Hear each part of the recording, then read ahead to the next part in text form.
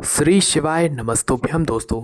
आप सभी लोग जानते हैं कि कार्तिक के इस महीने की देवउठनी एकादशी 23 नवंबर 2023 को है। मतलब बहुत जल्द ये दिन भी आने वाला है। अब दोस्तों इस दिन 365 बत्ती वाला एक दीपक वाला उपाय है, जिसको जो भी माताएं बहनें करेंगी या जो भी व्यक्ति करेगा उसको दोस्तों आप विश्वास मानिए पूरे साल की पूजन करने का फल मिल जाएगा। ठीक है। जो लोग, कई बार ऐसा होता है कि जो पुरुष लोग होते हैं वो अपनी ड्यूटी करते हैं या अपने कामों में व्यस्त रहते हैं, जिसके कारण वो भगवान को समय नहीं दे पाते हैं और वो चाहते हैं कि भाई भगवान को वो जल्दी से जल्दी प्रसन्न कर सकें, और वो भी चाहते हैं हर दिन पूजन करने के लिए, पर किसी कारणवश नहीं कर पाते अपनी ड्यूटी की वजह से, अपने काम की वजह से।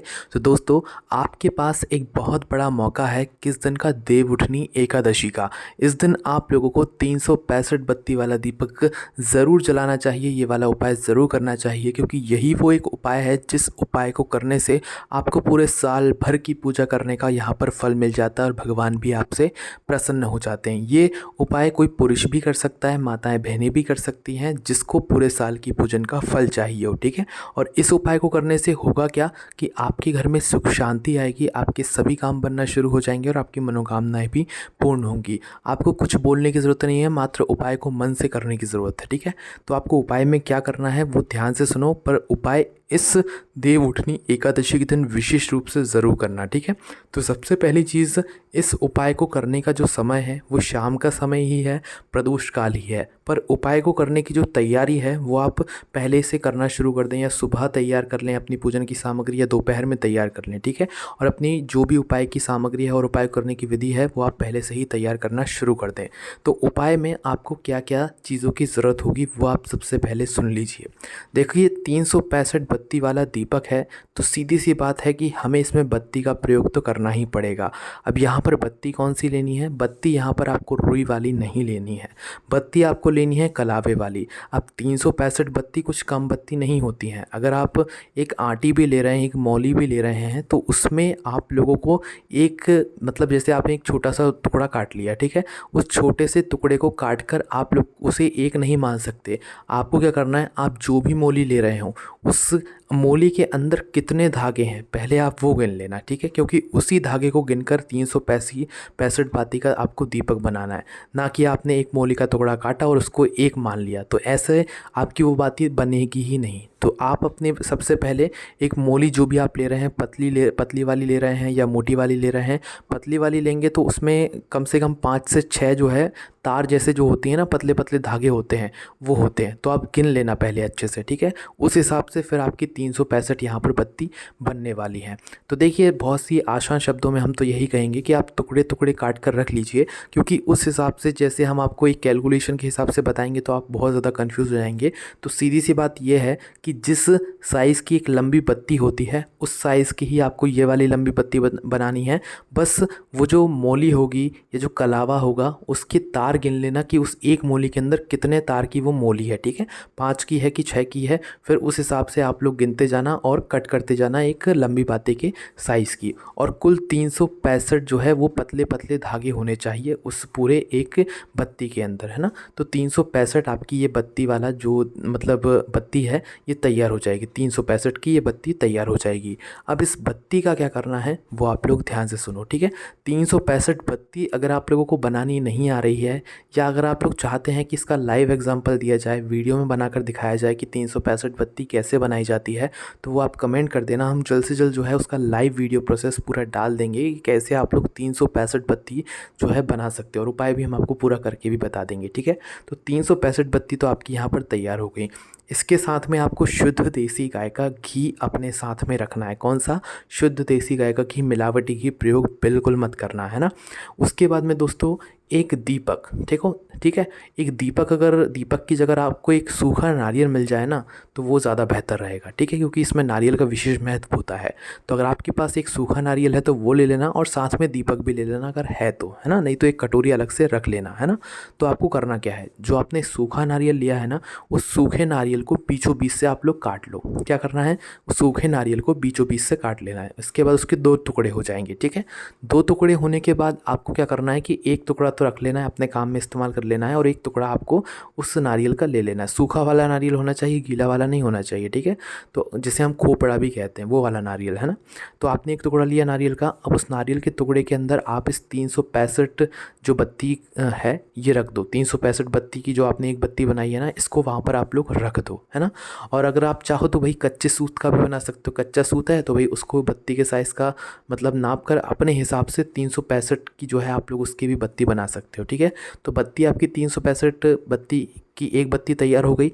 उसके बाद में आपको अभी क्या करना है कि इस बत्ती को अपने उस जो आपने मतलब नारियल लिया हुआ है सूखा, उसके अंदर रख देना है। देखो अगर नारियल ना मिले, है ना, सूखा नारियल ना मिले, तो आप लोग क्या कर सकते हो कि सीधा दीपक के अंदर इस पत्ती को रख सकते हो, कोई दिक्कत नहीं है। अब आपको इस पत्ती को रखने के बाद शुद्ध देसी गाय का घी आपको डाल देना है। नारियल में अगर आपने इस पत्ती को रखा है, मतलब इस उपाय को नारियल के अंदर कर रहे हो तो नारियल के अंदर रख देना, और दीपक के अंदर कर रहे हो तो दीपक के अंदर शुद्ध देसी गाय का घी डाल देना। अगर आप नारियल के अंदर यहाँ पर शुद्ध देसी गाय का घी डाला है और आपने बत्ती लगाई है 365 बत्ती, तो इस नारियल को आप किसी प्लेट में रख लेना, या तो किसी दिए में रख लेना बड़े वाले। क्यों रख लेना? क्योंकि जब आप नारियल को सीधा खड़ा करोगे ना, तो वो सीधा खड़ा नहीं होगा, वो तिरछा इधर उधर हो जाएगा। जब इसी नारियल को उठाकर आप लोग एक प्लेट में या दीपक में रख दोगे तो वो एक सीधा स्तर हो जाएगा, जिसकी वजह से आपके अंदर जो मतलब आपने जो अंदर घी भरा हुआ है वो आपका सुरक्षित रहेगा। बस इसीलिए जो है हमने आपको अलग से दीपक रखने के लिए बोला है या कटोरी रखने के लिए बोला है। बाकी अगर आपने दीपक में भरा है, मतलब दीपक में उपाय कर रहे हो, तो फिर वहाँ पर कोई दिक्कत वाली बात नहीं है। अब आपका यहाँ पर ये एक दीपक जो है पूरा अच्छी तरीके से तैयार हो गया है ना। अब दोस्तों ये जो पूरी प्रक्रिया है, पूरी विधि है, ये आपको शाम के समय तक तैयार कर लेनी है, ठीक है। लगभग आप 6 बजे के बाद कभी भी ये उपाय कर सकते हैं, कोई दिक्कत वाली बात नहीं है ना। तो अब यहाँ पर एक सवाल और आता है कि दीपक कितने बनाने हैं। वैसे दोस्तों हमें वैसे दीपक तो 5 बनाने चाहिए, पर अगर हो सके तो भाई आप एक ही दीपक बना लेना। एक ही दीपक से भगवान बहुत ज़्यादा प्रसन्न हो जाएंगे। और जिसकी क्षमता 5 दीपक बनाने वाली है, तो जैसे हम इस दीपक को आपको बनाने के लिए बता रहे हैं, वैसे ही 5 दीपक बनेंगे, और 5 दीपकों का जो है यहाँ पर दीपदान इस दिन होगा, ठीक है। तो करना क्या है आप लोगों का, आपका ये दीपक तैयार हो गया, और शाम के समय बढ़िया अपने घर में जो है इस दीपक को रख लेना। अब इस दीपक का आपको पहले पूजन करना है। थोड़ा सा जल जो है उसके आसपास जो है थोड़ा सा छिड़कना है।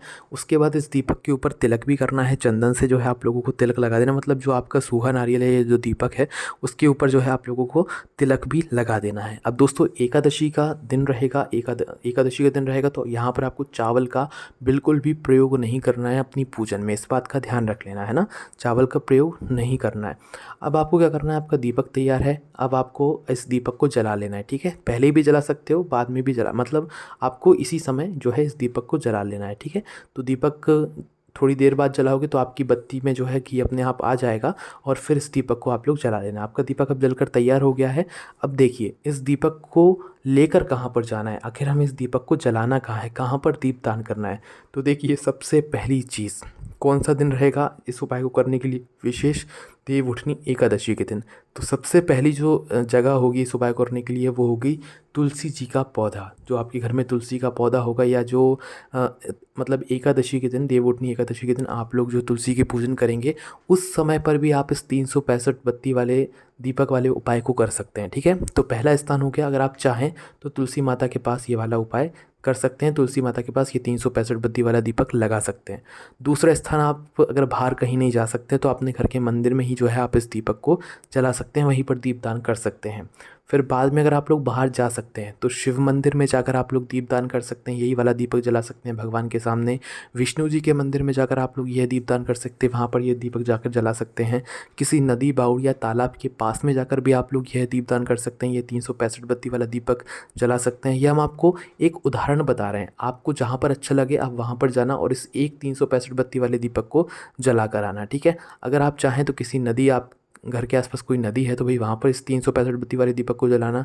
ये सब भी नहीं है, आपके घर के आसपास कोई वृक्ष है, जैसे कि बेलपत्र का वृक्ष है, तो भाई वहाँ पर जाना, उसके नीचे जाकर इस दीपक को जला कर आना। पीपल का वृक्ष है तो वहाँ पर जाना, इस दीपक को जला कर आना। या आंवले का वृक्ष है, शमी व्रत का वृक्ष है, तो वहाँ पर जाकर आप इस दीपक को जला सकते हो, ठीक है। और अगर आपने एक से ज़्यादा दीपक बनाए, 2 बनाए, 3 बनाए, 4 बनाए या 5 बनाए, ठीक है, 5 से ज़्यादा मत बनाना, पर बनाना 365 बत्ती वाला ही है। अगर आप लोग ये वाले उपाय कर रहे हो तो दीपक आपको एक ही जगह पर रखने हैं। मंदिर में कर रहे हो अपने घर के तो 5 दीपक वहीं पर रखाएंगे। तुलसी माता के पास कर रहे हो तो 5 दीपक वहीं रखाएंगे। नदी के पास कर रहे हो तो पांचों दीपक भी वहीं पर जो है रखाने वाले हैं। तो जहाँ पर भी आप लोग जा रहे हो इस दीपदान करने के लिए तो पांचों दीपक वहीं पर रखाएंगे, है ना। और इस दिन जो है आप गौशाला में भी या गौ माता के लिए भी यह दीपदान कर सकते हैं, विशेष फल की प्राप्ति होगी।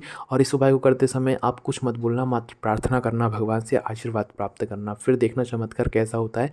इस 365 बत्ती वाले उपाय को करने के बाद जो व्यक्ति इस उपाय करता है या जिस घर से कोई व्यक्ति, एक व्यक्ति भी इस उपाय कर लेता है ना, उसके घर से सारी दुख और समस्याएं दूर हो जाती हैं और उसकी सारी मनोकामनाएं भी पूर्ण ज़रूर होती हैं। ठीक है, बाकी दोस्तों हमने आपको 365 बत्ती वाला उपाय पूरा अच्छे तरीके से समझा दिया है। बाकी अभी भी आपके मन में अगर इस 365 बत्ती वाले उपाय को लेकर कोई भी दिक्कत, परेशानी या समस्या आती है तो आप हमसे कमेंट करके पूछ सकते हैं। अगर आपके ज़्यादा कमेंट्स आए तो हम अगली वीडियो में इसका पूरा लाइव प्रैक्टिकल करके दिखाएंगे कि ये वाला उपाय 365 बत्ती आपको कैसे बनानी है, कहाँ पर दिया रखना है, और जो मतलब आपको सूखा नारियल लेना है वो कैसा लेना है, सब आपको लाइव बता देंगे और आप उपाय अच्छे से समझ जाएंगे। बस उसके लिए कमेंट आप लोग ज़रूर कर देना।